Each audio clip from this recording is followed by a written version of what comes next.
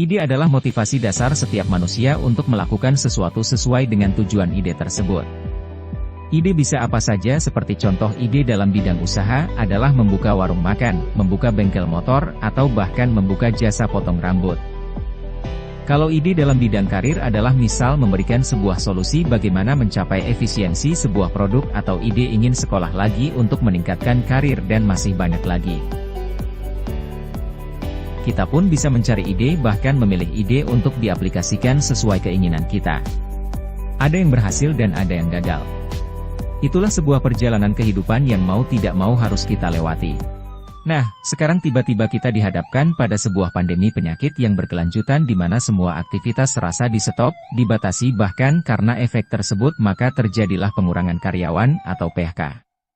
Tentu hal ini sangat mengagetkan dan membuat sesak dada kita.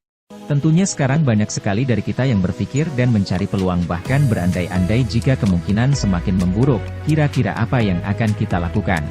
Semua industri dari berbagai sektor sekarang terkena dampaknya, seperti industri makanan, pakaian, hiburan di luar, mobil dan aksesoris. Semua pihak sekarang menahan untuk membelanjakan uangnya sehingga sektor-sektor yang sebelumnya sangat empuk untuk berusaha, sekarang menjadi berkurang profitnya, bahkan sampai rela tutup tanpa diketahui batas waktunya.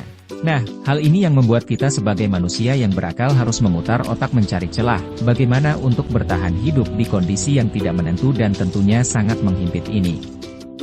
Baik, sekarang kita petakan sebagai rakyat jelata. Kira-kira apa yang harus kita lakukan, dan bisnis apa yang kira-kira masih bisa untuk ditindaklanjuti adalah 1. Sampai saat ini industri yang masih bergerak bebas adalah internet atau dunia digital. 2. Boomingnya industri sepeda beberapa bulan ini, dan bahkan masih bisa bertahan sekitar 1-5 tahun ke depan. 3. Anda bisa lihat di sekitar lingkungan dekat Anda, misal, di beberapa tempat sekitar kita para penduduk sebuah perumahan sudah saling membeli pada jualan tetangga, atau bahkan jasa yang ditawarkan tetangga bisa menjadi pertimbangan untuk saling tolong-menolong. Misal jasa menjahit baju, jasa mencuci motor, jasa memperbaiki motor, jasa mencuci pakaian. Yang masih bergerak adalah jasa yang dilakukan mandiri atau perorangan. Nah, sekarang yang harus kita siapkan adalah 1. Bersikap tenang. 2. Coba berpikir yang menenangkan, misal Anda terkena PHK, kira-kira orang terdekat Anda yang bisa diandalkan apakah ada? Atau misal Anda punya tabungan cukup buat makan untuk 3 bulan ke depan.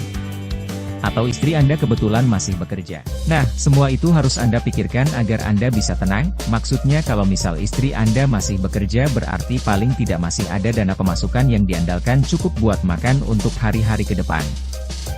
Atau kalau misal ada orang terdekat yang bisa diandalkan, paling tidak bisa pinjam dana untuk kebutuhan makan Anda beberapa bulan ke depan dan lain-lain. 3. Kemudian setelah Anda yakin bisa tenang, lalu sebulan pertama, kami sarankan untuk fokus menenangkan diri lanjutan, dalam arti perbanyaklah berdoa, atau ke tempat ibadah untuk menenangkan diri. Usahakan benar-benar fokus menggali dan menyadari potensi diri.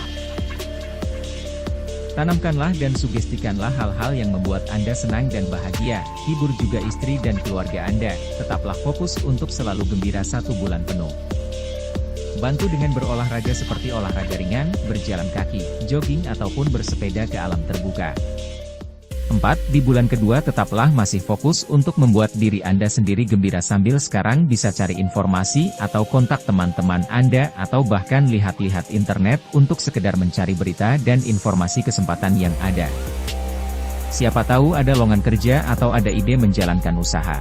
5. Lakukan hal-hal di atas berulang sampai Anda mendapatkan jalan dan pencerahan, atau bahkan sampai Anda tua sekalipun.